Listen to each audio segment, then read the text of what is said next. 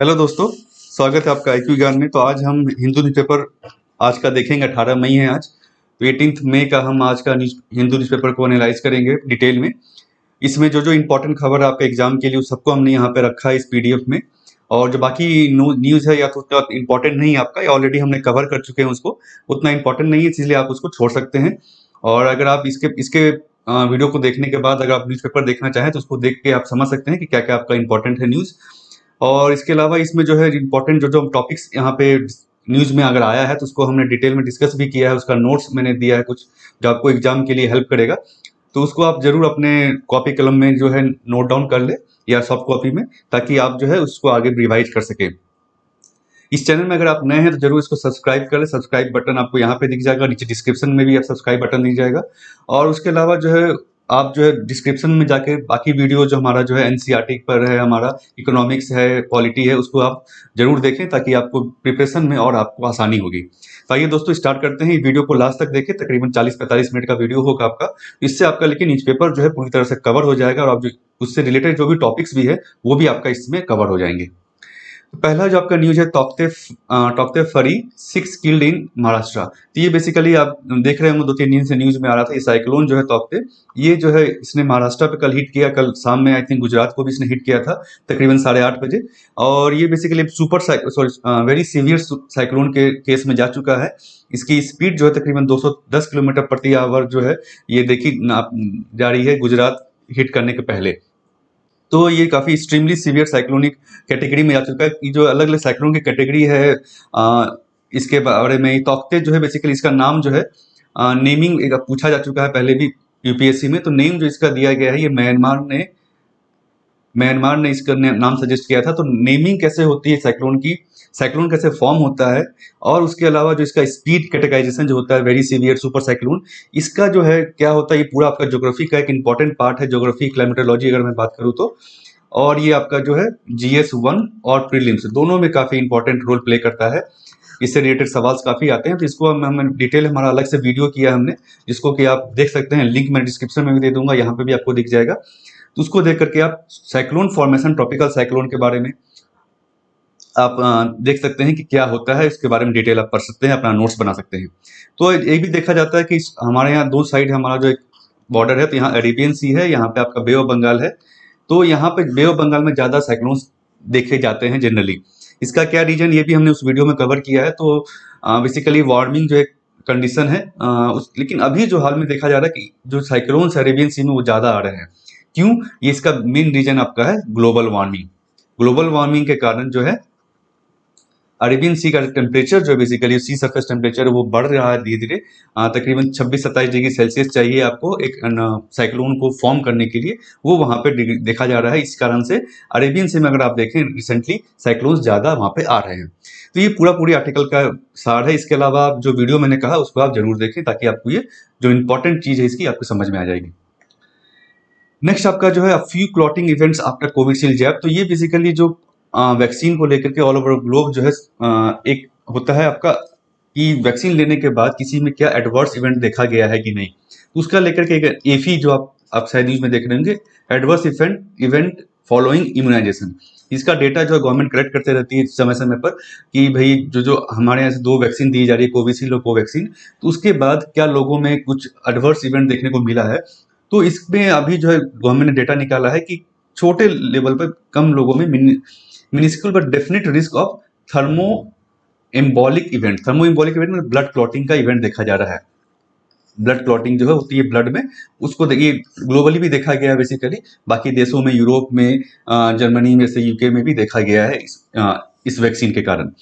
India में जो report किया जा रहा है 0.61 पर मिलियन डोजेस, तो 10 लाख डोज के ऊपर में 0.6 मिलियन लोगों में ये चीज देखी गई है, जो कि बहुत कम है। अगर बाकी UK की बात करें तो वहां पे 4 केसेस 10 लाख में देखे गए, और जर्मनी की बात करें तो 10 लोगों में ऐसा पाया गया है 10 लाख डोजेस के बाद। तो ये बेसिकली गवर्नमेंट एनालाइज करती है। तो एफी डेटा क्या होता है ये आप समझ गए हैं। और ब्लड क्लॉटिंग ये बेसिकली इसका एक एडवर्स इवेंट है। तो वैक्सीन पॉलिसी पे अगर है, वैक्सीन डेवलपमेंट पे है, उस पे आप जो एडवर्स इवेंट जो है उसको देखना, मॉनिटर करना, उस पे आप एक बता सकते हैं कि क्या क्या है यहाँ पर वैक्सीन को इफेक्ट ज्यादा नहीं हो, निगेटिव इफेक्ट नहीं हो, इसके लिए गवर्नमेंट क्या कर रही है।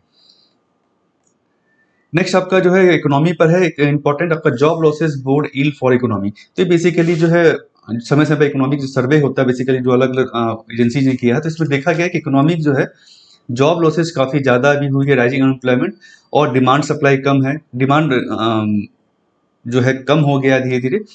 तो इस पे बेसिकली एक एजेंसी जो है यहाँ पे centre for monitoring Indian economy, इन्होंने, इसके अलावा आरबीआई ने भी जो है अभी अपना सर्वे होता है एक तरह से, जो अपना उनका बुलेटिन होता है उसमें ये बात कही है। तो ये आपका जानना जरूरी, इकोनॉमी को लॉकडाउन का इफेक्ट क्या है इकोनॉमी पर, पेंडेमिक का इफेक्ट क्या हुआ इकोनॉमी पर, क्योंकि इस पे रिलेटेड सवाल आपसे आ सकते हैं, तो उसमें आपको इन चीज़ों को हाईलाइट करना होगा। इस केस स्टडी का डेटा भी आप दे सकते हैं। क्या देखा गया है, rising unemployment including among salaried class and shrinking real incomes have led to lack of demand.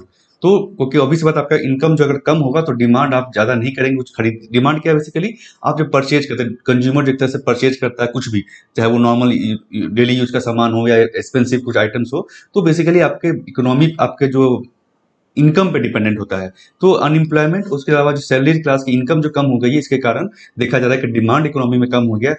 अब डिमांड कम होगा तो क्या प्रॉब्लम होगा, अगर डिमांड नहीं हुआ तो ऑब्वियस बात है सप्लाई जो कर रही है इंडस्ट्रीज, वो प्रोड्यूस क्यों करेगी, वो प्रोड्यूस की कोई इंडस्ट्री सामान क्यों प्रोड्यूस करती है, ताकि उसका खपत हो। बेसिकली लोग उसको, जैसा ज़्यादा डिमांड होगा तो इंडस्ट्री ज़्यादा उसको प्रोड्यूस करेगी, इंडस्ट्रियल ग्रोथ बढ़ेगा। लेकिन अगर डिमांड कम हो जाएगा तो ऑब्वियस बात इंडस्ट्री भी अपना प्रोडक्ट जो है नहीं निकालेगी ज़्यादा, और उससे जो इंडस्ट्री का ग्रोथ भी जो है कम होगा, ओवरऑल इकोनॉमिक ग्रोथ कम होगा। तो ये पूरा लिंकिंग है बेसिकली, सारा कुछ चेन जो है लिंक किया हुआ है, डिमांड और सप्लाई। तो लेबर पार्टिसिपेशन रेट जो है वो पिछले साल लॉकडाउन के बाद ईज हुआ था, बट अभी फिर वो कम होता दिख रहा है। अनएम्प्लॉयमेंट रेट कितना बताया इन्होंने, 8% अप्रैल में देखा गया है, फ्रॉम 6.5% इन मार्च। तो अनएम्प्लॉयमेंट रेट बढ़ा है। लेबर फोर्स पार्टिसिपेशन रेट जो है वो भी जो बेसिकली 40% है, 40% लेबर फोर्स ही पार्टिसिपेट कर रहे हैं। तो इसमें गवर्नमेंट ने कहा है, सॉरी एजेंसी ने जो कहा है कि we can't depend on exports, हम एक्सपोर्ट पे सिर्फ इकोनॉमी को नहीं चला सकते हैं, हमें जो डोमेस्टिक कंजम्पशन को बढ़ाने की जरूरत है। क्योंकि इंडिया जो एक तकरीबन 140-130 करोड़ लोग हैं यहाँ पे, जनता है, तो डोमेस्टिक कंजम्पशन जब तक नहीं बढ़ेगा तो इकोनॉमी जो उतनी ग्रोथ नहीं कर पाएगी। एक जो मेजर जो इंडियन इकोनॉमी का जो प्लस पॉइंट है ग्लोबली, जो ग्लोबल इन्वेस्टर आते हैं, वो मेन यहाँ का कंजम्पशन, कंज्यूमर बेस।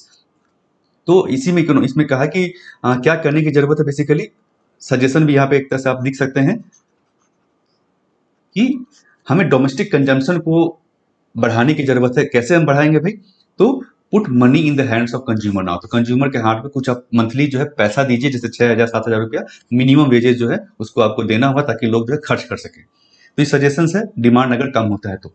ठीक है, नेक्स्ट आपका आर्टिकल है, West Bengal government decides to set up a legislative council. तो ये वेस्ट बंगाल गवर्नमेंट ने पहले इलेक्शन में पहले भी कहा था, तो इसको अभी गवर्नमेंट ने शायद असेंबली ने, कैबिनेट ने इसको टेकअप किया डिसीजन कि हम लेजिस्लेटिव काउंसिल या विधान परिषद जो है सेटअप करेंगे। तो अभी जो है इससे क्या होता है बेसिकली, लेजिस्लेटिव काउंसिल आपने सर पॉलिटी में आपने पढ़ा होगा।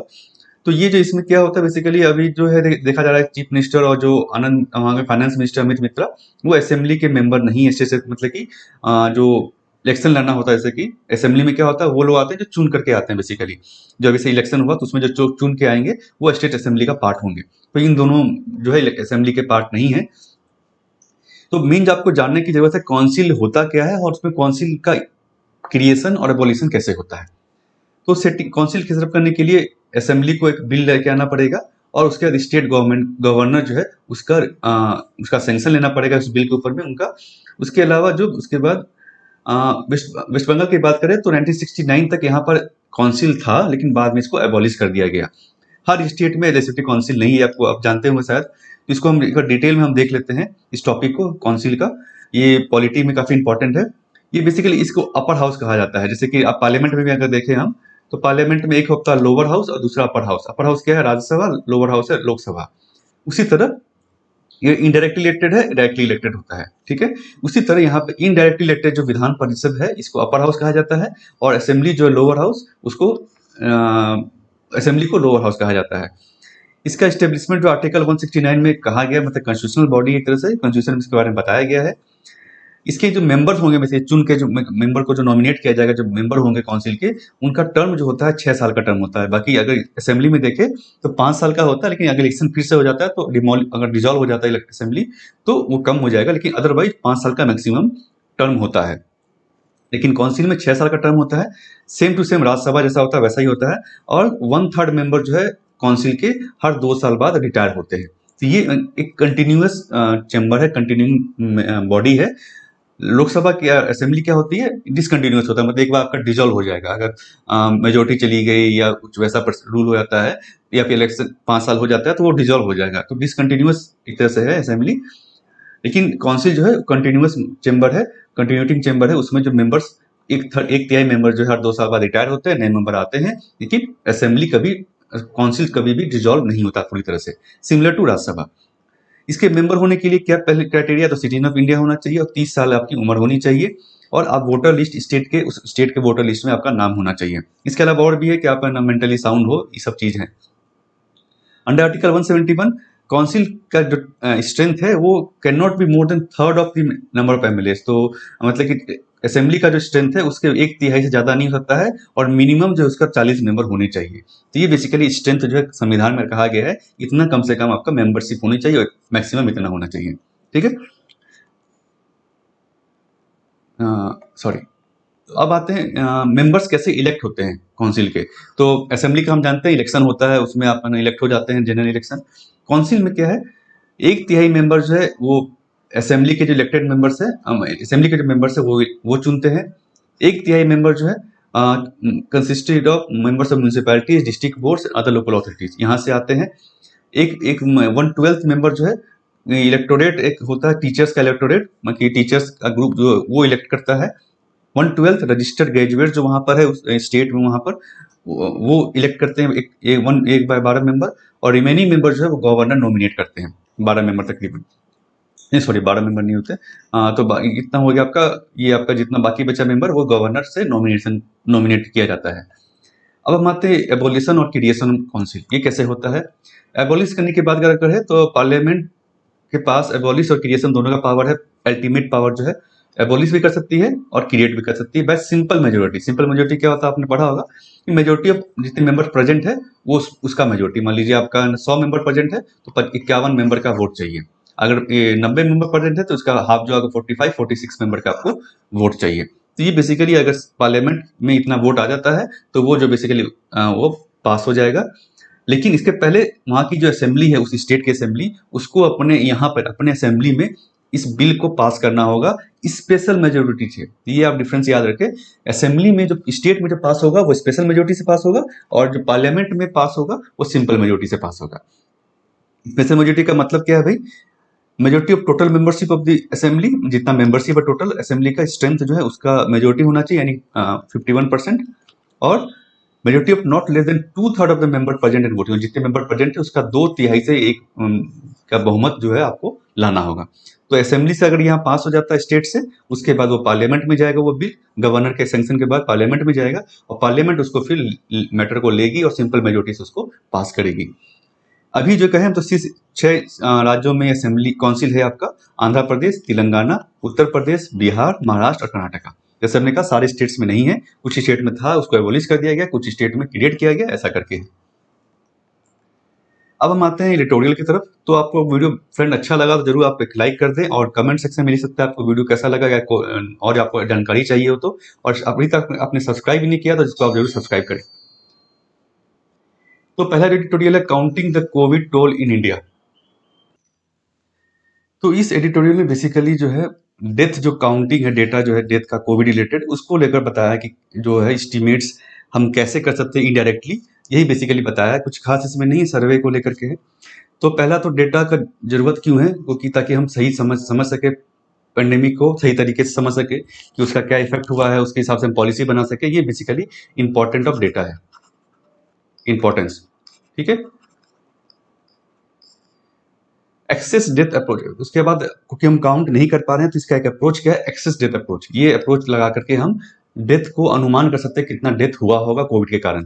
इसका मतलब क्या है, all death beyond what is consider normal for that area and time. तो इस एरिया मान लीजिए हम एक डिस्ट्रिक्ट को पकड़ ले, तो उस डिस्ट्रिक्ट में नॉर्मली जो है 3 4 5 सालों में उस समय ऐसे गर्मी का समय है, मई जून जो भी समय, उस समय कितना डेथ देखा गया है पिछले 4 5 सालों में, और अभी कितना डेथ है, तो एक्सेस डेथ जितना होगा उसको हम कह सकते हैं कि कोविड के कारण, कोविड रिलेटेड सिम्टम्स के कारण वो हुआ होगा। तो ये बेसिकली अप्रोच है जिससे हम डेथ का आंकड़ा निकाल सकते हैं।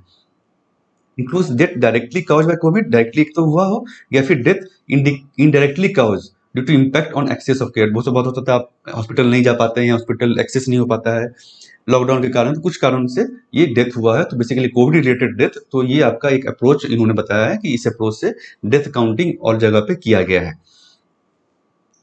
तो two estimates have been release globally based on world mortality data. इसके बेसिस पर दो एस्टिमेट बताए गए हैं internationally. It exceeded the reported COVID death in these countries by 1.6 times। तो तकरीबन 89 कंट्रीज का इन्होंने एस्टिमेट किया। इसमें देखा गया तकरीबन जो डेथ है रिपोर्ट, जितना डेथ उन्होंने ऑफिशियली रिपोर्ट किया है और जितना डेथ इससे यहाँ इन्होंने निकाला है वो तकरीबन 1.5 गुना से ज्यादा है। ये एक इंस्टीट्यूट है ग्लोबल लीडर इन एरिया, इन्होंने भी अपना एस्टिमेट किया है। तो मई 3 तक इन्होंने देखा कि 6.93 मिलियन जो है ग्लोबली डेथ रिकॉर्ड किया गया इन्होंने, 2 times higher than reported number. जितना ऑफिशियली रिपोर्टेड है ऑल ओवर द ग्लोब उससे दुगना जो है इस एस्टीमेट के हिसाब से इन्होंने देखा है कितना डेथ रिकॉर्ड हुआ है। तो ये डेथ जो है रिसेंटली का डायरेक्टली इनडायरेक्टली दोनों हो सकता है, either due to lack of care और कंसिक्वेंसेज ऑफ कोविड, इसके कारण भी हो सकता है और डायरेक्टली कोविड के कारण भी हुआ होगा। तो डब्ल्यूएचओ ने जो अलग अलग देश है उसको 3 कैटेगरी में बांटा है बेस्ड ऑन डेटा अवेलेबिलिटी। जो वहाँ पे डेटा अवेलेबिलिटी है, पहला कैटेगरी जहाँ पे अच्छे डेटा अवेलेबल है और एक्सेस डेट एस्टिमेशन पॉसिबल है, लेकिन उतना जरूरत नहीं है, आप उसको उनके डेटा को आप ऑफिशियली ले सकते हैं। दूसरे देश वैसे जो कि data not good acceptable for use, acceptable है यूज करने के लिए, उतना अच्छा नहीं लेकिन फिर भी यूज किया जा सकता है डेटा को, एडजस्टमेंट थोड़ा बहुत आप उस पर कर सकते हैं। तो वैसे दूसरे देश हो गए, दूसरे कैटेगरी ऑफ देश। तीसरा कैटेगरी ऑफ देश जिसमें पे data on death are not available और यूजेबल, वहाँ पे डेट का डेटा जो है वो अवेलेबल ही नहीं है, या वहाँ पे उसको डेटा बहुत ही खराब डेटा है, गलत डेटा है, उसको हम यूज नहीं कर सकते हैं। Forcing the adoption of indirect approach. तो इसीलिए हम वहाँ पे हम कैसे डेटा निकालेंगे, कैसे हम नंबर निकालेंगे, तो इनडायरेक्ट अप्रोच जो यहाँ हमने देखा एक्सेस डेट अप्रोच। इंडिया और चाइना जो है इस कैटेगरी में आता है, तीसरी कैटेगरी में। तो ये यहाँ पे हमें देखने की जरूरत है कि हम कैसे अपने डेटा को सुधार सके। यहाँ पे इन्होंने केरला की बात की है एग्जाम्पल, स्टेट जहाँ पे बहुत अच्छा रजिस्ट्रेशन सिस्टम है डेथ का, बर्थ का। Decline in death in 2020 as compare to previous years यहाँ देखा गया है। Data release by municipal corporation greater Mumbai, वहां देखा गया 22% एक्सेस डेथ ड्यूरिंग 2020। तो ये सब बेसिकली उन्होंने एस्टिमेट किया है। तो स्टैटिस्टिकल अप्रोच हमें चाहिए उसमें, स्टैटिस्टिक्स में। एक तो आपको पहला उसमें क्या करना है, बेसलाइन डिफाइन करना है। जैसे मैंने कहा बेसलाइन कैसे आप डिफाइन करेंगे, मतलब किस बेस के ऊपर आप मापेंगे। बेसलाइन मतलब हो गया आप लास्ट 5 साल का देख लीजिए कि वहां पे उस समय में कितना डेथ रिपोर्ट हुआ है पिछले 5 सालों में, और कोविड के समय में अगर उससे ज्यादा हो रहा है डेथ रिपोर्ट, इसका मतलब वो सारा जो है कोविड के कारण हुआ होगा। ठीक है। अदर एस्टीमेट जो है एज और सेक्स के बेसिस पे। तो बेसिकली यही इन्होंने बताया है कि कैसे यहाँ पे फरीदाबाद का इन्होंने एग्जांपल दिया जो इंपॉर्टेंट नहीं आपके लिए। Our experience with the estimation of death in past influenza pandemic so that different agencies come up with different estimates which lead to confusion among policy makers and public। तो ये होता है बहुत अच्छी बात है, जैसे अलग अलग एजेंसीज हैं वो अपना एस्टिमेट लगाएंगी, अलग डेथ रिपोर्ट होगा तो उससे कंफ्यूजन होता है गवर्नमेंट के पास भी कि भाई एग्जैक्टली क्या डेटा है, पब्लिक को भी कंफ्यूजन होता है एग्जैक्टली क्या डेथ है। तो एक एंजाइटी जो है, जैसे फियर जो है लोगों में आ सकता है। तो लोग कंट्री के लिए सजेशंस क्या यहाँ पे उन्होंने दिया है कि डेटा लिमिटेशन को एड्रेस करना, कि डेटा सही डेटा अवेलेबल हो, टाइम पे अवेलेबल हो, और academics work on refining the approach. Academics के लिए जो रिसर्च करते हैं उनके लिए कि उनका अप्रोच आप अपना और रिफाइन कीजिए, सही कीजिए, और उसमें जो चेंजेस लाना आपको उसको और कीजिए। ये बेसिकली डेथ को लेकर के है, उतना कुछ इंपॉर्टेंट नहीं, बस बेसिकली आप जो है कोविड पेंडेमिक पर अगर आता है तो ये आप इस टर्म आता है अगर आप तो इसको आप लिख सकते हैं। नेक्स्ट आपका आर्टिकल है editorial the Biden push button to West Asia diplomatic resets. तो ये जो वेस्ट एशिया पॉलिसी को लेकर इन्होंने कहा, जैसे कि ना सऊदी अरेबिया हो गया, ईरान हो गया आपका, वहां पे टर्की, इजिप्ट, सब में डिप्लोमेटिक रिलेशन जो है सुधर रहे हैं एक तरह से। तो मेन जो आपके लिए है ज्यादा इंपॉर्टेंट नहीं आर्टिकल, यहाँ पे जो बेसिकली कहा गया है कि इंडिया का क्या रोल हो सकता है। तो states in West Asia appear to poise to negotiate this strategic interest. तो अभी देखा जा रहा है कि वहां पे जो कंट्रीज है वेस्ट एशिया में वो अपना जो निगोशिएट करने को तैयार है विदाउट आउटसाइड इंक्लूजन, लेकिन third party facilitator will be needed to promote mutual confidence and prepare the ground for comprehensive regional security agreement. तो अगर तीसरे पार्टी की जरूरत होगी यहाँ पर, ताकि एक जो म्यूचुअल कॉन्फिडेंस तो अलग अलग देश उसमें आ सके और वहां पर रीजनल सिक्योरिटी एग्रीमेंट जो है वो कॉम्प्रिहेंसिव हो सके। तो इसमें जो है इंडिया रोल अपना अदा कर सकता है, ये बेसिकली इनका कहना है पूरे आर्टिकल में। India with Japan, Russia, South Korea के साथ जो है यहाँ पे इंपॉर्टेंट रोल अदा कर सकता है एज ए फैसिलिटेटर, कि वहाँ पे जो अलग अलग देशों के बीच में जो मान लीजिए कन्फ्लिक्ट है उसको रिजॉल्व किया जा सके अच्छे से, और एक जो लॉन्ग टर्म सॉल्यूशंस पे हम पहुंच सके। नेक्स्ट आपका है अनवारंटेड अरेस्ट। ये एडिटोरियल में बेसिकली एक जो एमपी हैं आंध्र प्रदेश से, के राघु रामकृष्ण राजू, इनका अरेस्ट के लिए इनको सेडिशन चार्ज में अरेस्ट किया गया था। तो इस पे इन्होंने कहा सेडिशन, पहली बात तो सेडिशन चार्जेस जो है वो एक ना पुराना ओल्ड आपका एक्ट है, रूल है, जिसको हमें सही से यूज नहीं होता है। तो पहली बार बार आपने देखा होगा जब भी सेडिशन चार्ज में किसी को अरेस्ट किया जाता है तो उस पर ये सेडिशन चार्ज का एनालिसिस आता है, तो इसको आप ध्यान में रखें। उसके अलावा अरेस्ट किया गया, तो इसमें बेसिकली इनका कहना राइटर का कि अर्नेस्ट कुमार रूलिंग में सुप्रीम कोर्ट ने कहा था कि अरेस्ट की जरूरत नहीं, अगर ऑफेंस में अगर पेनल्टी जो है 7 साल से कम की है, 7 साल से कम का जेल उसमें है उस कानून में, आप उसको अरेस्ट मत कीजिए, अरेस्ट करने की जरूरत नहीं है। एक तो ये उन्होंने कहा। उसके अलावा जो basically need and relevance of offence of sedition, तो ये बार बार आता है सवाल जब भी सेडिशन चार्ज में किसी को अरेस्ट किया जाता है कि इस रूल का, इस कानून का क्या सही उपयोग हो रहा है कि नहीं हो रहा है, या मिसयूज ज्यादा होता है। ये बहुत बार पूछा जाता है। बेसिकली ये कॉलोनियल एरिया मतलब ब्रिटिश टाइम का कानून है, जब उस समय ब्रिटिश ने लेके आए थे। क्यों? क्योंकि लोग अगर पॉलिटिकल राइटिंग कुछ लिखते हैं वहाँ के ब्रिटिश सरकार के समय खिलाफ उस समय, तो उसको उनको इम्प्रिजन किया जा सके, उनको जेल में भेजा जा सके। It is now fairly well known that sedition is attracted only if there is imminent threat to public order or there is actual incitement of violence। कि सुप्रीम कोर्ट ने कहा था कि भाई जो आप तभी इसको अरेस्ट कीजिए, सेडिशन चार्ज लगाएं किसी के ऊपर, जब आपको लगता है कि पब्लिक ऑर्डर पे सही में कोई थ्रेट है वहां, मतलब लॉ एंड ऑर्डर पे, और कोई वायलेंस वहां पे उसके कारण हो रहा है। सिर्फ स्पीच मतलब गवर्नमेंट के अगेंस्ट में कुछ बोलना सेडिशन नहीं है। तो ये बेसिकली सेडिशन को लेकर के आता है। तो इसमें 2 पॉइंट आप लिख सकते हैं कि सेडिशन का सही यूज होना चाहिए, पुराना लॉ है, इसको हमें रिफॉर्म करने की जरूरत है, फिर से इसको रिजिक करने की जरूरत है, चेंज करने की जरूरत है। इसमें कुछ टर्म्स जो है डिसअफेक्शन जो है, इस टर्म को हमें और क्लियरली डिफाइन करने की जरूरत है ताकि जो मिसयूज इसका ना हो। नेक्स्ट आपका है अवॉइडिंग ब्रेकडाउन। ये बेसिकली जीएसटी काउंसिल की मीटिंग होने वाली है, उसको लेकर के बताया गया कि मीटिंग्स जो है क्वार्टरली होनी चाहिए, और इसके साथ ही साथ बाकी जो है मीटिंग जो है रेगुलरली होगा, तो स्टेट का पार्टिसिपेशन बढ़ेगा, कोऑपरेटिव फेडरलिज्म की बात होगी। उसके अलावा कुछ इसमें नहीं है। अब देखते हैं मीटिंग के बाद क्या रिजल्ट आता है। नेक्स्ट आपका है prioritising the right to life. तो इसमें बेसिकली इन्होंने कहा है राइट टू लाइफ जो बेसिकली है आपका आर्टिकल 21 फंडामेंटल राइट, उसको लेकर के उन्होंने कहा है कि अभी जो गवर्नमेंट को क्या करने की जरूरत है राइट टू लाइफ को लेकर के। तो मल्टीपल क्राइसिस है ये, हम देख रहे हैं। हेल्थ क्राइसिस तो है ही, जॉब बहुत आदमी का लॉस हो गया है, उसके अलावा मास हंगर और न्यूट्रिशन जो है। तो इसको लेकर सुप्रीम कोर्ट ने भी हाल में ऑर्डर दिया था स्टेट्स को, सेंट्रल गवर्नमेंट को, state government of Punjab, Haryana, Uttar Pradesh को, मतलब एनसीआर रीजन के, या फ्री में राशन दे लोगों को, माइग्रेंट्स वर्कर को, बिना कोई आईडी प्रूफ के, और कम्युनिटी किचन आप वहाँ पे सेटअप करें ताकि उनको जो 2 समय की रोटी खाना जो है मिल सके फ्री में।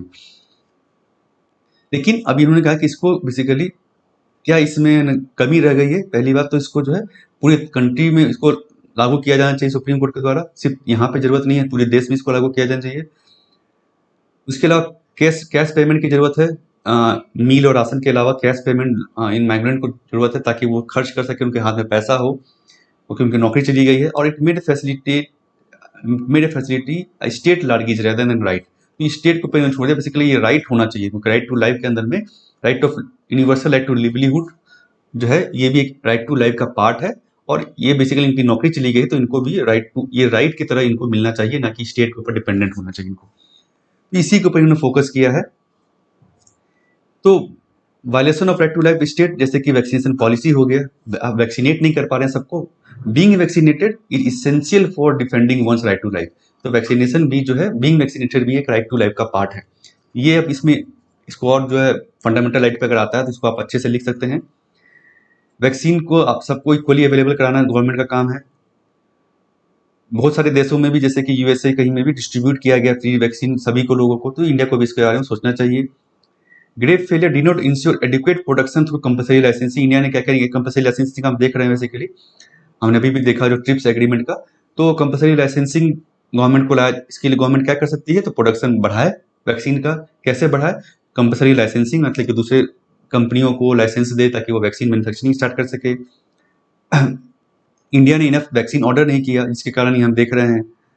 तो ring is to provide these decisions, state government के ऊपर छोड़ दिया इन्होंने डिफरेंशियल प्राइसिंग। तो ये सब बेसिकली वैक्सीन पॉलिसी को जो हमने ऑलरेडी देखा है, ये निगेटिव है वैक्सीन पॉलिसी का, इन्होंने क्रिटिसाइज किया है और कहा है वैक्सीनेशन देना सभी को ये राइट टू लाइफ का पार्ट है। 90% ऑफ वर्कर्स जो है इनफॉर्मल सेक्टर्स के हैं, जो कि नॉन लीगल सोशल प्रोटेक्शन है, तो इनको एडिक्वेट कंपनसेशन देना भी गवर्नमेंट को चाहिए as a right to life and right to livelihood. ठीक है, ये दूसरा कंपोनेंट हो गया आपका। ये स्टडी हमने ऑलरेडी देखा है, हंगर वॉच स्टडी। इसमें देखा गया है कि लॉकडाउन के कारण बहुत सारे 2 महीने के बाद भी, पिछले साल जो लॉकडाउन हुआ था उसके 2 महीने बाद भी 2/3 लोगों को जो खाना था वो कम हो गया उनका खाना। रिडक्शन इन हेल्दी फूड्स भी उनका कम हो गया खाना। हंगर रिपोर्ट हुआ है और अर्बन एरिया में हंगर ज़्यादा देखा गया कंपेयर टू रूरल एरिया, क्योंकि वहाँ पे बेसिकली एक तो आपका फूड प्राइसेस कम है, ऊपर से आपको जो मनरेगा का बेनिफिट मिलता है। ये हमने पहले भी देखा था। इसके लिए इंडिया को और क्या करनी चाहिए, सिग्निफिकेंट फाइनेंस फिजिकल पैकेज लाने की जरूरत है इंडिया को, जैसा कि बाकी देश लेके आए, यूएसए जैसे लेके आया है। हमारा एक्सपेंडिचर भी बहुत ही कम है, 2.1% ऑफ जीडीपी हम जो है नॉन इंटरेस्ट एक्सपेंडिचर पे हमने किया इस पीरियड में। Why Indian economy has been performing so poorly, जैसे हमने अभी भी एक आर्टिकल देखा था, कैश पेमेंट करने की जरूरत है, कैश लोगों को हाथ में देने की जरूरत है।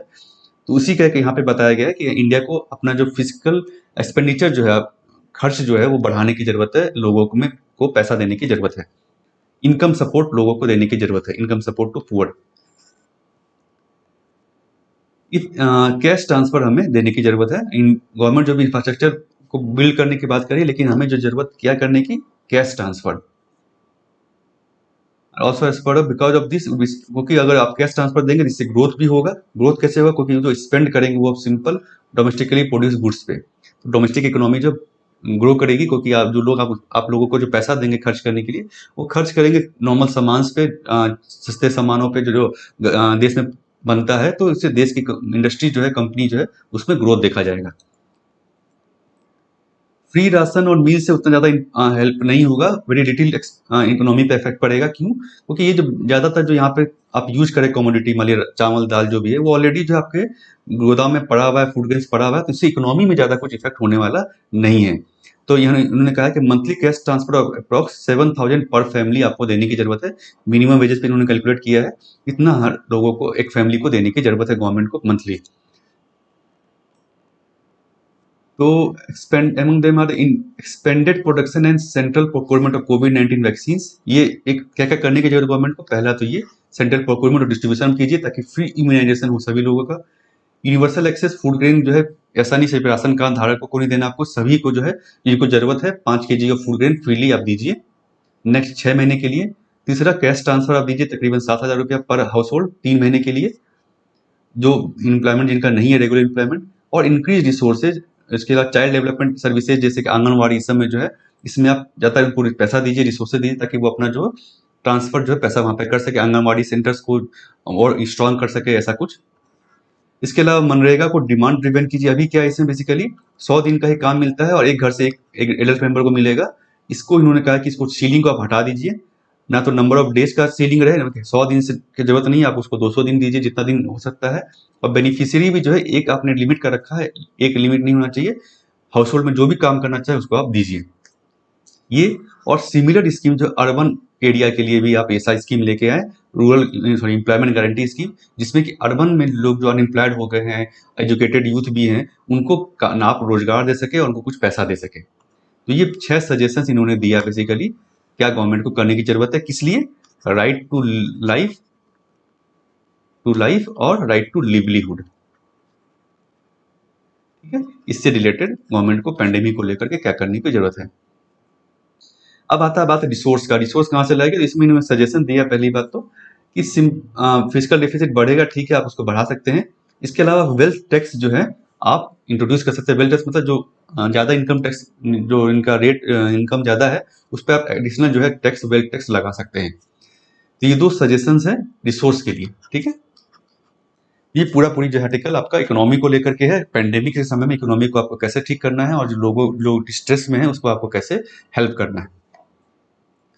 नेक्स्ट आपका है walk the talk on TRIPS waiver. ये बेसिकली ट्रिप्स वेवर के लिए जो हमने देखा अभी, इंडिया साउथ अफ्रीका ने प्रपोजल दिया था लास्ट ईयर कि जो वेव करने के लिए ट्रिप्स प्रपोजल जो है एग्रीमेंट्स कोविड-19 वैक्सीन, ड्रग्स, थेराप्यूटिक और रिलेटेड टेक्नोलॉजी में एग्रीमेंट का वेवर मिल सके, सपोर्ट जो है मिल सके।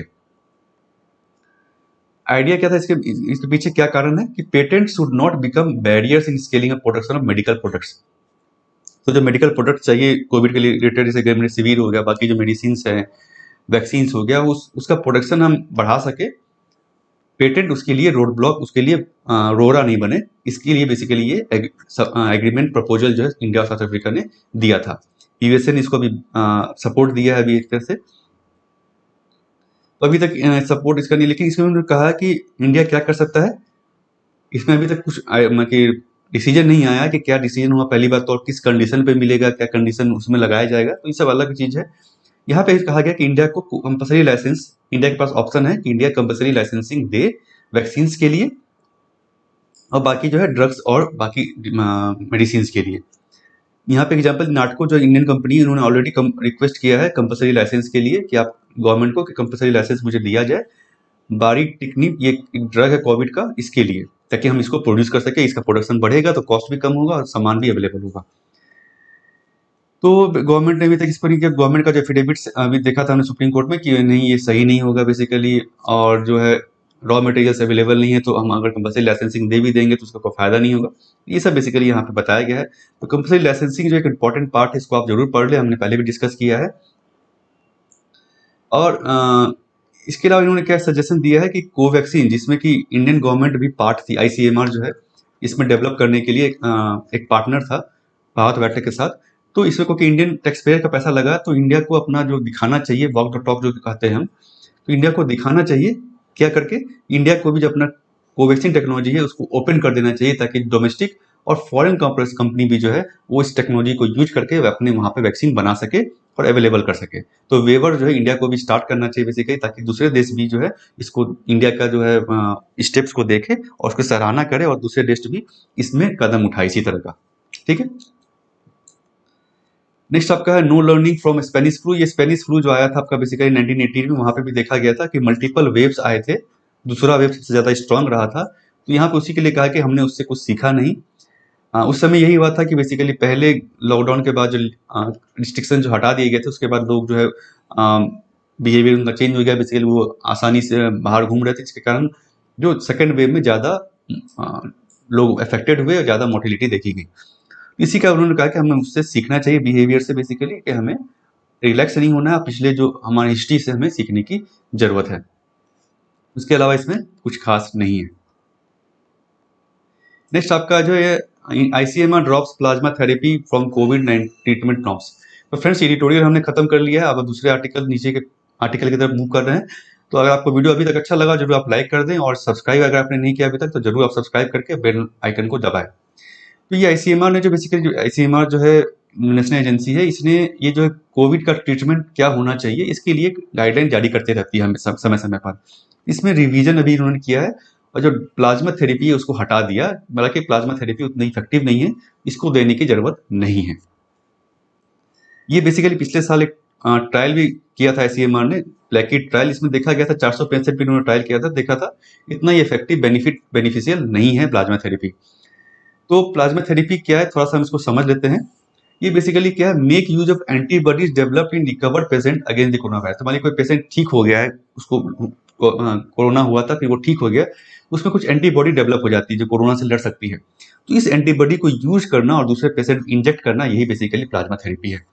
इसमें क्या होता है, प्लाज्मा या ब्लड जो है बेसिकली वो ऐसे जो लोग ठीक हो गए हैं कोरोना से, उनसे लिया जाता है, और plasma is then injected in critically ill patient, जो पेशेंट इल है, जो बीमार है ज़्यादा कोरोना से, उसको दिया जाता है, उसको बॉडी में दिया जाता है, इंजेक्ट किया जाता है, ताकि एंटीबॉडी जो है वो उसके बॉडी में चले जाए और वो फाइट करने, वायरस से लड़ सके और उसको ठीक कर सके। तो covid patient usually develop primary immunity against virus in 10-14 days, 10-14 दिन में ठीक होने के बाद आपको जो है वायरस एंटीबॉडी आ जाता है। अर्ली स्टेज में आपको जो है उसको आप दे सकते हैं। ये ऐसे पेशेंट जो तुरंत ठीक हुए हैं 10-15 दिन में, वो प्लाज्मा देने के लिए लायक है। ठीक है, नेक्स्ट आपका आर्टिकल है why and how of creating district. तो ये जो है बेसिकली पंजाब में एक नया डिस्ट्रिक्ट उन्होंने कहा है कि बनाएंगे, रिसेंटली बनाया है, सॉरी, मलेरकोटला। तो ये बेसिक 23वां डिस्ट्रिक्ट होगा। तो यहाँ बताया गया डिस्ट्रिक्ट कैसे बनता है, ये आपका एग्जाम के लिए इंपॉर्टेंट है। बेसिकली ये आपको इसके पॉलिटिक्स में नहीं जाने की जरूरत नहीं है। तो इस power to create new district जो है, कोई नया डिस्ट्रिक्ट बनाने का या उसको खत्म करने का या उसकी बाउंड्री को कम बेसी करने का, ये पावर जो है स्टेट गवर्नमेंट के पास पूरा होता है। स्टेट गवर्नमेंट या तो एग्जीक्यूटिव ऑर्डर पास करके इसको कर सकती है, एग्जीक्यूटिव ऑर्डर निकाल दिया, नोटिफिकेशन कर दिया उससे, या तो फिर एक कानून लाकर असेंबली में। बहुत सारे स्टेट एग्जीक्यूटिव रूट अपनाते हैं ताकि आसान होता है, जल्द से जल्द हो जाता है। पार्लियामेंट असेंबली में जाएंगे तो काफी टाइम लगेगा। क्यों, इससे क्या फायदा है डिस्ट्रिक्ट नए डिस्ट्रिक्ट बनाने का? तो एक जो रीजन दिया जाता है कि स्मॉलर डिस्ट्रिक्ट से एडमिनिस्ट्रेशन वहाँ पे आसान होता है, गवर्नेंस आसान होता है करना, क्योंकि कम लोग होंगे और ओके एडमिनिस्ट्रेशन तो वही है आपका, तो लोग कम होंगे तो उसको कंट्रोल कर पाना, बस वहाँ पे डेवलपमेंट देखना और आसान होता है। आसाम का इन्होंने एग्जाम्पल दिया, जैसे कि मजौली जो पहले सब डिवीजन था उसको डिस्ट्रिक्ट बना दिया गया 2016 में। ठीक है, सेंटर का इसमें कोई रोल नहीं है। सेंटर का रोल, होम मिनिस्ट्री का रोल कब आता है?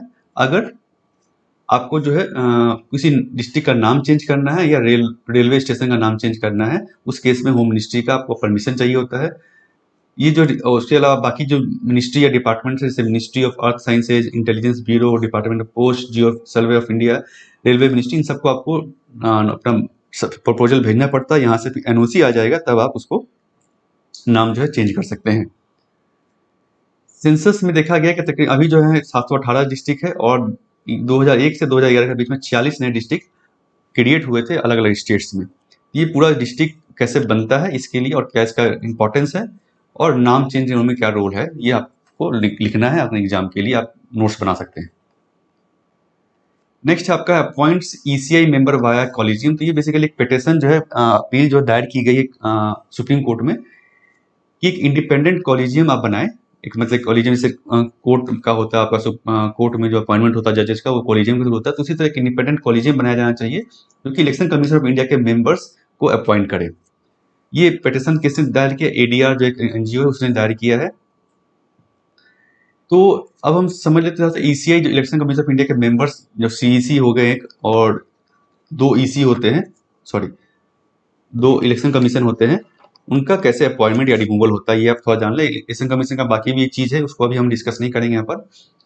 तो कोई प्रिस्क्राइब प्रोसीजर संविधान में नहीं लिखा गया है कि इनका कैसे अपॉइंटमेंट करना है, लेकिन तो इसलिए जो ट्रांजेक्शनल बिजनेस रूल है उसमें कहा गया प्रेसिडेंट इसको अपॉइंट करेंगे सीईसी और ईसी को based on recommendation made by prime minister. तो मतलब एक एग्जीक्यूटिव पावर है, प्राइम मिनिस्टर या कैबिनेट जो जिसको डिसाइड करेगा उसी को प्रेसिडेंट बेसिकली अपॉइंट करेंगे। तो कोई प्रोसीजर नहीं है कि ये अलग से कॉलेजियम होना चाहिए, इंडिपेंडेंट मेंबर होने चाहिए, ये सब कुछ नहीं है। अब रिमूवल की अगर बात करें तो रिमूवल जो है सिमिलर, जैसे चीफ इलेक्शन कमिश्नर जो है उनका रिमूवल प्रोसेस जो है वो है जैसे सुप्रीम कोर्ट के जज का रिमूवल होता है पार्लियामेंट के थ्रू, वैसे ही है। कैसे? तो 2/3 majority resolution pass by parliament of India, Lok Sabha और राज्यसभा दोनों से, यहाँ पर 2/3 बहुमत से आपको जो है रेजोल्यूशन को पास करना होगा, तभी आप चीफ इलेक्शन कमिश्नर को हटा सकेंगे, जैसा कि जज के केस में होता है। लेकिन जो बाकी इलेक्शन कमिश्नर हैं, दो इलेक्शन कमिश्नर जैसे भी है, इलेक्शन कमीशन ऑफ इंडिया का क्या स्ट्रक्चर है? एक सीईसी होते हैं चीफ इलेक्शन कमिश्नर, तो हेड होते हैं बेसिकली एक तरह कह सकते हैं, और दो इलेक्शन कमीशन होते हैं। जनरली सैलरी पावर जो है दोनों तीनों का सेम होता है और कोई भी डिसीजन जो है वो मेजोरिटी से लिया जाता है, मतलब कि दो उसके उस चीज में फेवरेबल होनी चाहिए। अगर दो ईसी फेवरेबल है, ये उस डिसीजन के अगेंस्ट है, तभी वो डिसीजन पास हो जाएगा। ठीक है, तो संविधान में चीफ इलेक्शन कमीशन के लिए तो कहा गया कैसे आप उसको हटा सकते हैं, लेकिन इलेक्शन कमीशन के लिए कुछ नहीं कहा गया है। यही बताया गया सिर्फ can not be removed office from office except on recommendation of CEC. तो सीईसी के रिकमेंडेशन के बाद ही आप उसको रिमूव कर सकते हैं, लेकिन कैसे करना ये कुछ बताया नहीं गया। ठीक है,